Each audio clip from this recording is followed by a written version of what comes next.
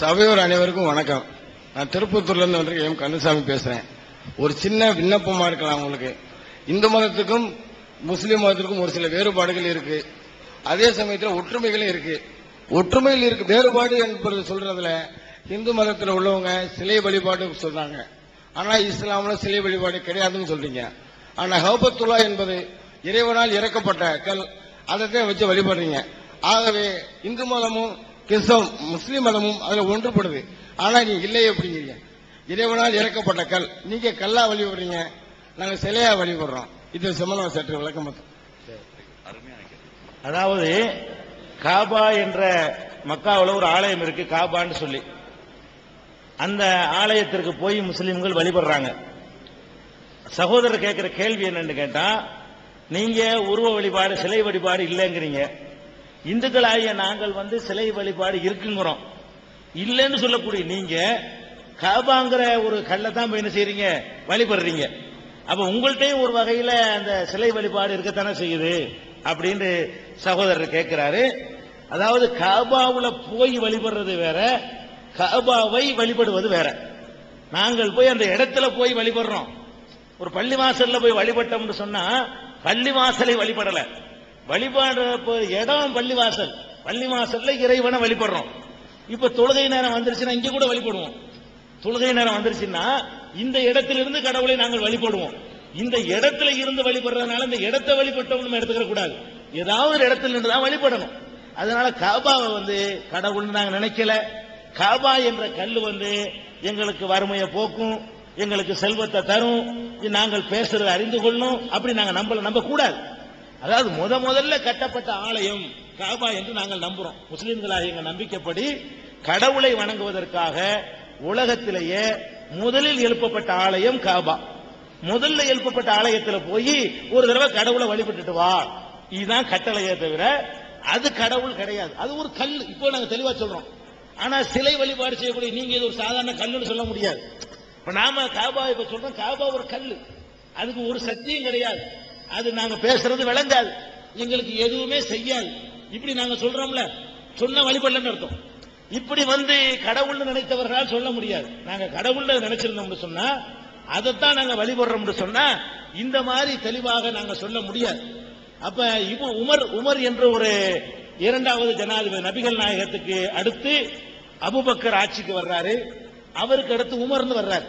நபிகள் நாயகத்துடைய இரண்டாம் தரத்தில் உள்ள சீடர். அவர் என்ன பண்றாரு, காபா விட்டு நின்று சொல்றாரு, நீ ஒரு கல் என்பது எனக்கு நன்றாகவே தெரியும். சொல்லிட்டு தான் அவர் என்ன செய்யறாரு, அதுல போய் வழிபாடு நடத்துறாரு. அப்ப அதை நாங்க கடவுள்னு நினைக்கவே இல்லை, நினைக்க கூடாது. ஒரு முஸ்லீம் நினைச்சானா இஸ்லாத்துக்கு போயிடுவான். அது வழிபடுறதுக்குரிய முத கட்டப்பட்ட ஒரு ஆலயம், அவ்வளவுதானே தவிர அதுக்கு எந்த விதமான கடவுள் தன்மையோ அம்சமோ கிடையாது, அதுக்கு வழிபாடும் கிடையாது, அதை நாங்க கும்பிடுறது கிடையாது. அங்க இருந்து கொண்டு அல்லாஹ்வை கும்பிடுறோம். அதான் வேற இந்த அங்கே கொடுங்க கேளுங்க. அது நீ சொல்றதை ஒத்துக்கிட்டாங்க.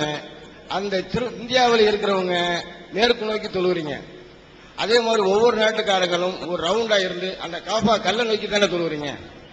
உலகத்திலிருந்து எந்த இருந்தாலும் அதனுடைய அமைப்பு ரவுண்டா வச்சு ஒவ்வொரு நாடுகளையும் ஒவ்வொரு வழியில் இருந்தாலும், ஆனா நோக்கி இருக்கிறது அந்த நீங்க கும்பிடக்கூடியது அந்த காபா கல்லு இதுதானே, ஒரு இதுதானே. இந்தியாவிலிருந்து மேற்கு நோக்கி தொழுகிறாங்க, அதே மாதிரி ஒவ்வொரு நாடுகளில் இருந்தும் தொழுவக்கூடிய டைவர்ஷன் அந்த நீங்க அந்த இதுக்கு முதல்ல சொன்னீங்களே, இறைவனால் இறக்கப்பட்ட கல் அப்படின்னு சொல்றீங்களா, அதை தானே நோக்கி தொழுகிறீங்க. நாங்க சிலையா வடிச்சிருக்கோம், நீ அந்த கல்லை கல்லா வச்சிருக்கீங்க. அதாவது உலகத்தில் உள்ள எல்லா முஸ்லீமுமே காபாவை நோக்கி தான் தொழுகிறோம் இன்னைக்கும். இப்ப நம்ம மேற்க நோக்குறோம்னு வைங்க, இந்தியாவுக்கு மேற்க காபா இருக்குது, அதனால முஸ்லீம்கள் மேற்க தொழுகிறாங்க. வேற நாடுகளில் இருக்கிறவங்க கிழக்க தொழுவாங்க, அவங்களுக்கு கிழக்க இருக்கும் காபா. இன்னும் சில நாளில் இருக்கிறவங்க வடக்க தொழுவாங்க, தெற்க தொழுவாங்க. காபா மையமா வைத்து இப்படி இருக்கிறவர்கள் இப்படி தொழுவாங்க, அப்படி இருக்கிறவர்கள் இப்படி தொழுவாங்க, இந்த பக்கம் இருக்கிறவங்க இப்படி தொழுவாங்க, இந்த பக்கம் இருக்கிறவங்க இப்படி தொழுவாங்க. இதான் உண்மை. அவர் என்ன கேட்கிறாரு, எங்க இருந்தாலும் அதைத்தான் நோக்குறீங்க, அதைத்தானே வழிபடுறீங்கன்னு திரும்பவும் என்ன செஞ்சாரு, அதைத்தான் அவர் கேட்கிறாரு. நான் என்ன சொல்றேன், எதையாவது நோக்கித்தான் ஆகணும். ஒன்றையும் நோக்காமல் ஒரு மனிதன் இருக்க முடியுமா? இப்ப நீங்க என்னைய நோக்குறீங்க, நான் உங்களை நோக்குறேன், உன்னையும் நோக்காம ஒண்ணு காட்டுங்க பார்ப்போம். எதையாவது ஒன்றை நோக்காத ஒரு நிலை கிடையாது. மனிதன் என்று சொன்னால் அவன் என்னத்தையாவது நோக்கித்தான் ஆகணும். எதையாவது நோக்கிறதுக்கு பதிலா உலகத்தில் எழுப்பப்பட்ட முதல் ஆலயத்தை நோக்கு, அந்த ஒன்றுக்குத்தான் நோக்குறோமே தவிர கடவுள் என்று நினைப்பது என்பது வேறு, ஒன்றை நோக்குவது என்பது வேறு. நீங்க என்னை நோக்குறீங்க, என்னை கும்பிடுறீங்கன்னு அர்த்தமா? நான் உங்களை நோக்குறேன், உங்களை வழிபடுறேன்னு அர்த்தமா? ஒன்றை நோக்குவது என்பது வேறு, கடவுள் நினைச்சுக்கிட்டு நோக்குறது என்பது வேறு.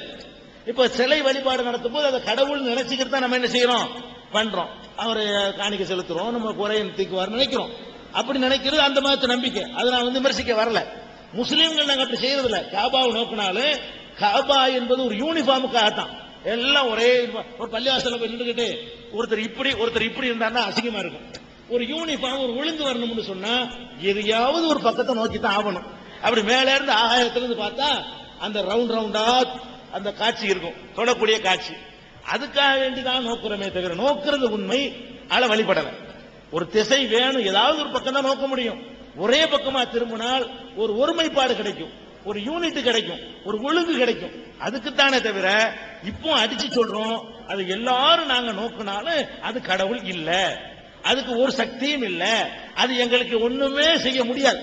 காபா என்ற அந்த ஆலயம் எங்களுக்கு எதுவுமே செய்ய முடியாது என்று இவ்வளவு தெளிவா சொன்ன பிறகு எப்படி வழிபாடுன்னு சொல்ல முடியும்?